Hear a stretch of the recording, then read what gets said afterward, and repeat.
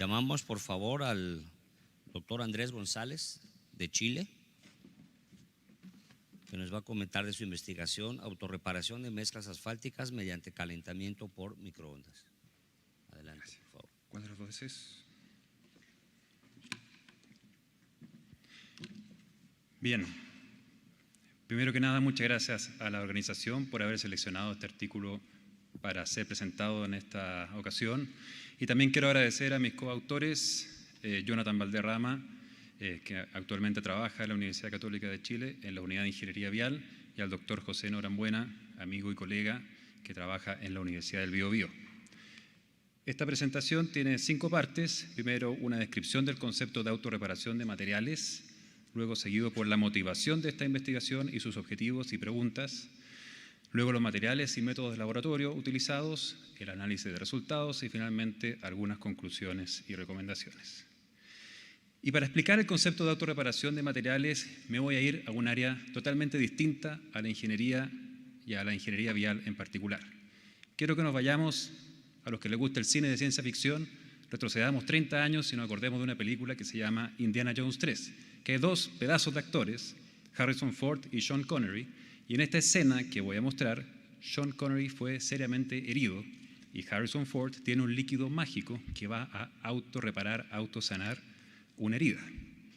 Ahí Sean Connery toma este líquido mágico, vemos la herida, se vierte un poco de este líquido mágico y rápidamente, mágicamente, se sana, se repara esa herida.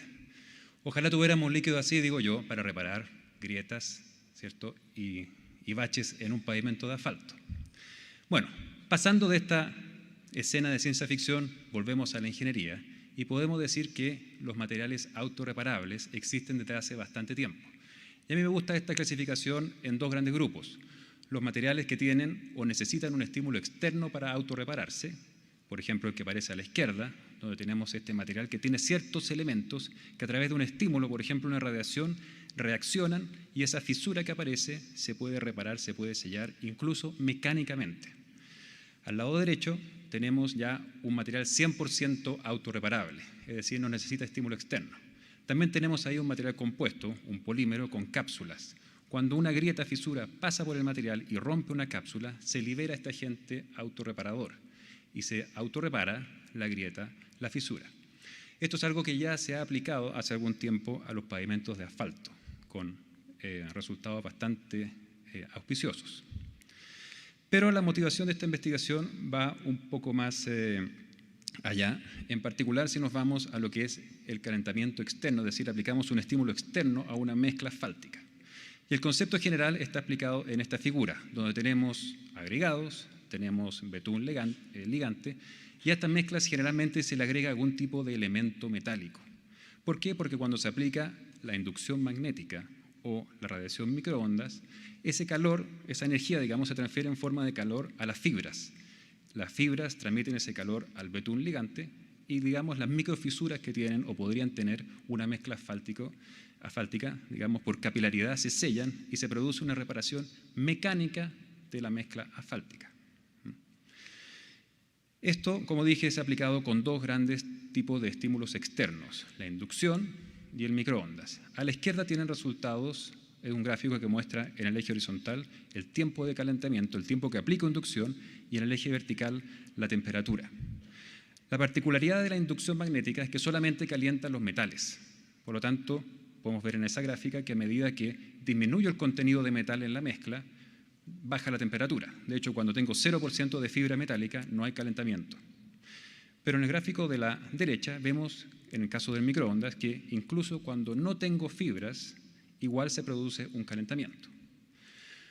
Por otro lado, otros investigadores, en este caso en España, observaron también algunas tendencias interesantes, en el sentido de que incluso si bajo el contenido de fibras metálicas, que está subrayado ahí en color rojo, de 0,6% a 0,2%, la temperatura que logran las mezclas de asfalto calentadas por microondas igual es bastante similar. Es decir, teniendo mucha fibra o poca fibra, en términos simples, igual se produce un calentamiento importante.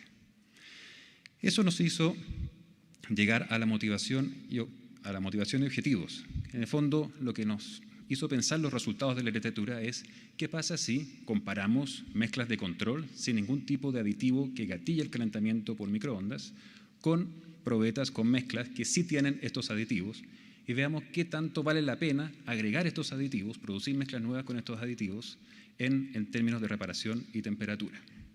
Y los tres materiales que gatillan o que son susceptibles al microondas son la fibra metálica, viruta metálica, un material de desecho, y el carburo de sílice.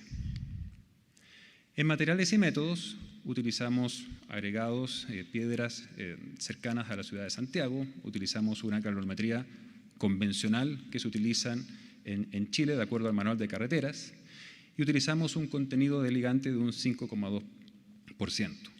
Es decir, utilizamos una mezcla convencional. La diferencia fue, eso sí, que agregamos estos distintos componentes que gatillan el calentamiento o son susceptibles al calentamiento por microondas: fibra, virutas y carburo de sílice.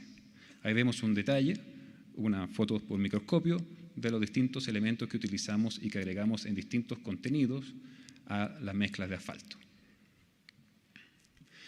Para hacer los ensayos y medir la autorreparación, utilizamos este ensayo semicircular, es decir, fabricamos probetas Marshall y después esas probetas Marshall las cortamos en 4 y producimos o fabricamos estos especímenes semicirculares apoyados o cargados en 3 puntos.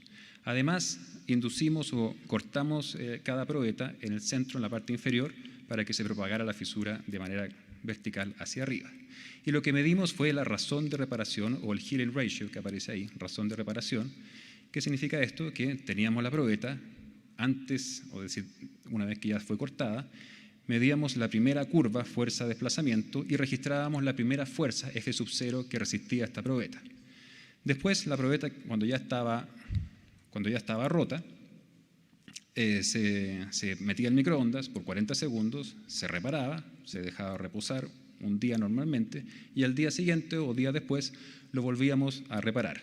Y la comparación entre ese F1 que aparece ahí, o los siguientes F, las siguientes fuerzas, sobre el F sub 0, era cuánto se recuperaba, cuánto se reparaba la grieta en el tiempo. Es decir, fueron comparaciones de fuerzas máximas que alcanzaban estas probetas. Y también hicimos otros ensayos, como les voy a mencionar a continuación. Bien, en términos de resultados, acá están los resultados más importantes, donde en el eje horizontal tenemos el número de ciclos en que fue destruida la probeta, vuelta a reparar, destruida, vuelta a reparar, y la razón de reparación. Lo que ven a la izquierda son todos los resultados sobre las muestras de control, es decir, que no tenían ningún tipo de viruta, fibra ni carburo de sílice. Y el promedio general de reparación fue de 0,62, 62%. Ese fue el promedio de todas las probetas que ensayamos en esos 7 ciclos. Y si comparamos, sorprendentemente, con las probetas que sí tenían la fibra, que en teoría debiesen haber tenido mejor autorreparación, lo que obtuvimos fue que la autorreparación fue incluso más baja, fue en promedio 0,53. Es decir, en este caso, las probetas de control tenían mejor capacidad de autorrepararse por microondas que las probetas con fibra. Algo similar ocurrió con las probetas que tenían estas virutas metálicas. Nuevamente a la izquierda tenemos las muestras de control y al lado derecho tenemos las probetas que tienen esta viruta metálica. Nuevamente, como eran de control, son las mismas del caso anterior, 62%, 0,62 de promedio de autorreparación, y las de la derecha tuvieron un 0,52, o sea, 52%. Nuevamente, las probetas de control en este caso fueron o tuvieron mejor autorreparación. ¿Vale la pena ponerles algo? Parece que no. Y el carburo de sílice fue algo similar. En este caso, la diferencia fue un poco menor, pero nuevamente las probetas de control versus las que tienen estos materiales que son muy susceptibles al microondas, no aportan nada, por lo menos en el contexto de los materiales que nosotros utilizamos. Bueno, la pregunta fue, ¿por qué se está produciendo esta autorreparación importante en las probetas de control? Y para eso recurrimos a hacer análisis de CT scan, que es una especie de rayo X que le sacamos a las probetas. Y lo que ven en el lado izquierdo es justamente una figura que muestra esas líneas blancas, si se alcanzan a apreciar, son las fibras metálicas. Acá en lo blanco significa que tiene una densidad más alta y por lo tanto significa que estamos observando en ese caso lo que son las fibras metálicas. En el lado derecho es exactamente la misma fotografía. La diferencia es que lo que se está mostrando, lo que está apuntando esas flechas, es algo que descubrimos cuando analizamos estos resultados, y es que nuestros agregados que utilizamos tienen algún contenido metálico, lo cual explica por qué se calienta tan bien, en este caso, el agregado, cuando lo metemos en el microondas. Esto todavía está en investigación, no sabemos muy bien qué tipo de metal es el que está dentro de nuestros agregados. Estamos haciendo un análisis con apoyo de geólogos, pero esto estaría explicando qué sería o cuál sería la razón por la cual se están calentando las probetas tan bien y se están autorreparando bien. También acá hicimos análisis termográficos, es decir, sacamos fotografías donde se muestra la temperatura superficial que tenían nuestras probetas. Nuevamente la figura de arriba muestra la probeta sin fibras, una probeta de control, sin ningún agregado especial, y la de abajo muestra la probeta con fibras. Esto lo hicimos varias veces, y lo que hicimos en el gráfico de barras que aparece al lado derecho fue estandarizar las temperaturas, y se levantaron temperaturas en 40 puntos de la superficie de las probetas. Y lo que mostraron los resultados fue que la temperatura obtenida en las muestras de control versus las que tenían fibras y viruta metálica eran prácticamente igual, solamente un 5% de diferencia, un poquito más arriba las que tenían fibras y virutas metálicas. Es decir, no había gran diferencia. Y en el caso de la comparación de las probetas de referencia con las que tienen carburo de sílice, nuevamente, por casualidad, tuvimos un 5% nuevamente, pero de menor temperatura. Pero como conclusión, no hay grandes diferencias de temperatura entre las probetas de control y las que tienen estos aditivos que hacen o que aumentan la temperatura bajo radiación de microondas. Para ir terminando, algunas conclusiones y recomendaciones. Primero que nada, el efecto que tienen los aditivos, estos 3 aditivos que incorporamos a las mezclas, a veces es un aumento de disminución de temperatura, pero por lo menos bajo nuestras condiciones y resultados, vimos que no mejoran significativamente la autorreparación. Esto es muy importante porque significaría que si aplicamos radiación de microondas a los pavimentos existentes que no tienen ni viruta, ni fibra, ni carburo de sílice, podrían eventualmente autorrepararse si somos capaces de tener una máquina que aplique microondas sobre la superficie de un pavimento de asfalto. Y esto podría cambiar la forma en que se hace mantenimiento de caminos de asfalto en muchas partes del mundo. El efecto de los aditivos que promueven el calentamiento por microondas en la temperatura superficial, como dije anteriormente, no fue un gran cambio. A veces un 5% más, 5% menos. Por lo menos bajo condiciones de laboratorio no hay grandes diferencias. ¿Cómo estamos explicando esto hasta este momento por lo menos? A través de análisis que hicimos de CT scan, es decir, rayos X, sobre los áridos existentes que aparentemente muestran que nuestros áridos que utilizamos para esta investigación con mezclas convencionales tienen algún contenido de metal que hacen que los áridos se calienten muy bien bajo la radiación de microondas. Y en general podemos decir que las mezclas de asfalto se calientan naturalmente con microondas y podrían, por lo tanto, tal como dije hace un minuto atrás, podrían ser autorreparadas sin el uso de aditivos.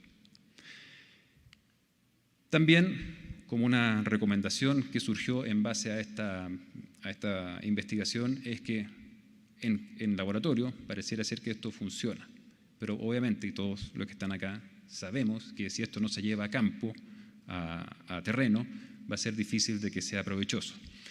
Y justamente lo que estamos haciendo en la Universidad Católica con apoyo de otras personas es el desarrollo de un primer prototipo. Ya terminamos un primer prototipo que es capaz de calentar o aplicar microondas y calentar la superficie de asfalto. Y actualmente estamos desarrollando un segundo prototipo bastante más potente, está en proceso de patentamiento para poder, ojalá en el corto plazo, poder demostrar, vamos a ver qué es lo que sucede, demostrar que esta autorreparación de pavimentos también es aplicable para pavimentos existentes en el campo. Eso les quería contar y muchas gracias por su atención.